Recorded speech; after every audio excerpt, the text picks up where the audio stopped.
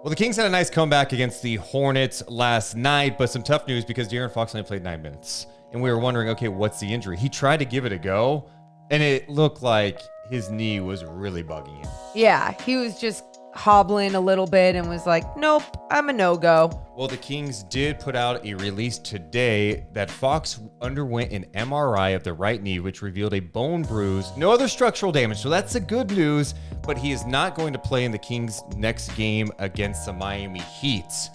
What the hell is a bone bruise? Is it a little bruise on your arm? Is that what it is? I'll show you a bruise. Is that what it is? Just a No. little. Why can't you play? Because Bone that's what you bruises hear. suck. Well, bone bruises sure do suck, but don't take it from us. We're not doctors. Let's hear from one. Stefania Bell, ESPN's injury analyst, was on ESPN last year talking about Ja Morant's issue with a bone bruise on his knee. Here's what exactly it is. This is a very unfortunate name for this injury because you hear bruise and you think it's a black and blue. It's something you'd play through. But remember, when you have a bruise on your skin, that black and blue is bleeding. So when you have a bone bruise, it represents bleeding in the bone. It's an injury to the bone architecture on a very, very tiny level.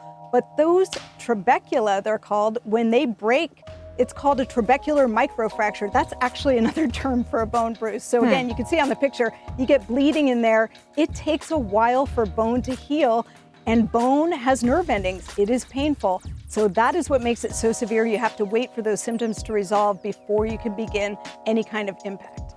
We have to remember the bone is a weight-bearing structure, and so it really depends on the size of the bruise and the actual location of it. If it's big, obviously it takes longer to resolve, and if it's on a weight-bearing surface, then every time you're running, every time you're going up for the ball, every time you're landing, you're impacting that area. And so if it's painful, you can be pushing through an injury that can potentially lead to a true fracture. And that's why for a player who's as explosive and dynamic as Ja Morant is, you really want it to resolve so you don't put him at risk for further injury. So obviously you have to be patient with this. And we've seen other examples of this. Sabonis had one late last year for the Sacramento Kings. Kendrick Nunn had one last year for the Lakers, missed the whole year. Ja Morant had one last year in the playoffs, missed the rest of the playoffs. So the good news is Jason Anderson did say that the Kings are optimistic that Fox will be back soon. That means, until further notice, life without De'Aaron Fox. Last night we saw Davion Mitchell step up in a big way, have one of his best games in a long time. How the Kings handle life without De'Aaron Fox? We talked about this the other night too, and Davion Mitchell stepped up before De'Aaron Fox even got injured. So it was nice to see that he started getting his flow down without even having those minutes. So now there's going to be other guys that need to stand up as well. Well, and looking at some of the numbers, Frankie Cardicelli over at Sacktown Sports had some interesting numbers regarding Davion Mitchell in 19 career starts, averaging 18 points, 7.4 assists on 45% shooting, 33% from three-point range. And when he played more than 30 minutes in his career, 17 points, 6.3 assists on 47% shooting, and 36% from three-point land. So maybe this is a good opportunity for Davion Mitchell to get more comfortable out there.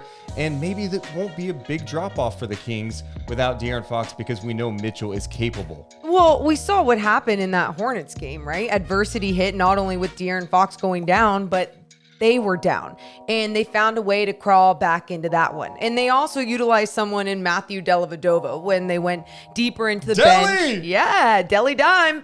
And it was nice to see that he stepped up a little bit. But it's not only going to be the point guard position that needs to step up, because the identity of their offense, of their game, does change a little bit because the fastest guy on their team is not out there. So how do they pick up the slack in that way? Well, I think it's all really going to just start on the defensive end. Make sure you're getting those deflections. Make sure you're being active, because if you can get things going in that transition offense, it's just going to make everyone's life easier on the Kings. We'll see how it unfolds on Wednesday night. Kings with a rematch against the Miami Heat. We'll be live right after the game with Night Chat to talk about it.